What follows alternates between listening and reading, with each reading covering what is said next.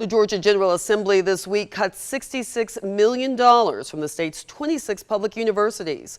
Cuts to larger schools like UGA and Georgia Tech are around $11 million, and that scales down to $600,000 for colleges like Fort Valley State. The money will go back into the $32 billion state budget. Jessica Cha has more on why it's happening and what it means for higher education.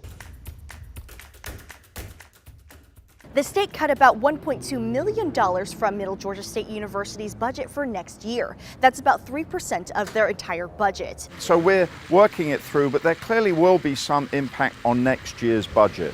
Middle Georgia State University's president, Christopher Blake, knows the cuts from public universities will help boost state employees' salaries, but on the other hand, that's going to hit, and it means that some of the things that we planned on doing, we're going to have to scale back on. They haven't decided on cuts, but they know programs and resources won't expand as quickly as they want. Our students and the public should not be concerned that Middle Georgia won't be offering its programs. It will. There is no risk to our curriculum being damaged long term. We just have to be very prudent in the coming year. I think this is one of the worst places to do it in education. Sophomore Mario Beck says the cuts may not affect schools now, but in the long term. Basically, it's just making our progress of our education and workflow just slower. Beck says he wants to support his family with his career, and the cuts will mean fewer resources for people like him.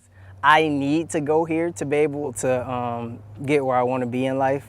So it is kind of discouraging. CJ Huntley, who's majoring in mass media, says using cuts to boost state employees' salaries is ironic.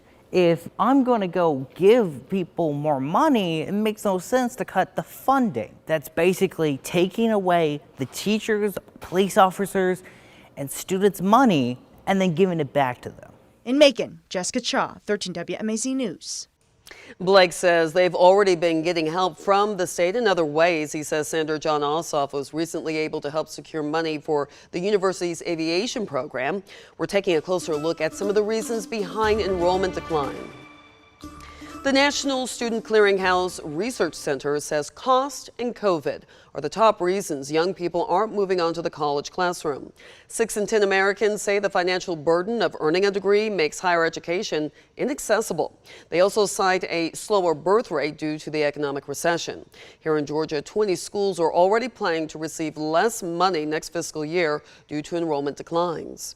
They face a loss of more than $71 million on top of the $66 million. Nationwide, undergraduate enrollment dropped by 8%, or more than 1 million students from the fall of 2019 to 2022. Last year, 15.1 million students were enrolled in undergrad degree programs in U.S. colleges.